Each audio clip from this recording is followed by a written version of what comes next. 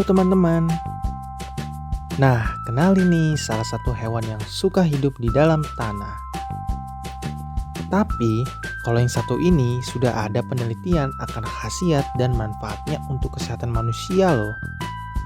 Perkenalkan nih, si panjang ini adalah cacing lumbricus alias si cacing tanah. Yuk simak pemaparan dari kedua narasumber tentang gambaran umum cacing tanah.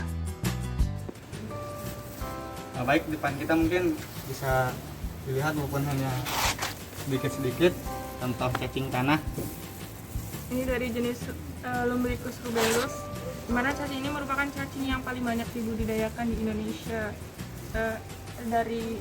Kan ada beberapa jenis cacing tuh, ada 4 yang biasa dibudidayakan, yaitu ada Peretima, kemudian ada Perionis, kemudian ada Tiger, dan Lumbricus. Nah, Lumbricus ini yang paling banyak dibudidayakan.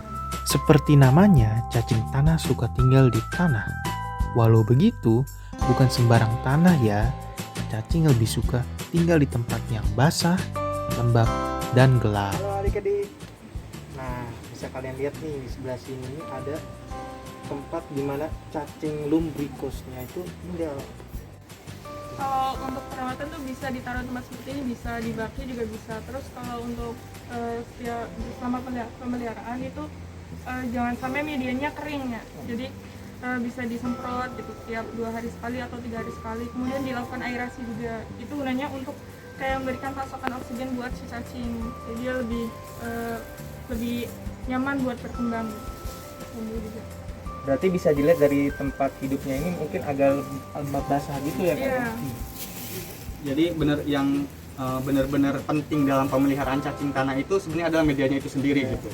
Jangan sampai medianya terlalu basah atau terlalu kering. Kemudian juga perlu diperhatikan terkait pH-nya sendiri ya. Cacing itu biasanya hidup di pH 6 sampai 7,2. Nah, jika terlalu asam tuh cacingnya bisa mati gitu. Begitupun dengan kelembaban. Kalau terlalu tinggi atau terlalu rendah itu ujung-ujungnya cacingnya bisa mati juga. Jadi benar-benar kondisi medianya itu harus selalu diperhatikan gitu. Kalau kering kita semprot. Kalau misal terlalu basah kita lakukan aerasi atau penambahan media gitu. Nah, setelah mengetahui tentang apa itu cacing tanah, yuk ketahui ciri-ciri cacing tanah.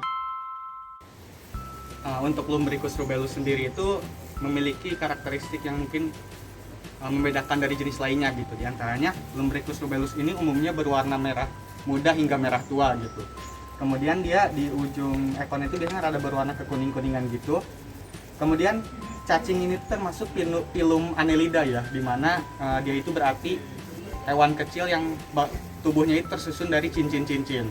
Nah, cincinnya itu disebut segmen, di mana cacing Lumbricus rubellus ini umumnya memiliki segmen 100 hingga 180 dari kepala sampai ke ekor. Kemudian untuk segmen dari kepala hingga klitelum biasanya 27 sampai 32 segmen. Biasanya cacing Lumbricus rubellus ini dapat bertahan hidup dari 1 sampai 5 tahun.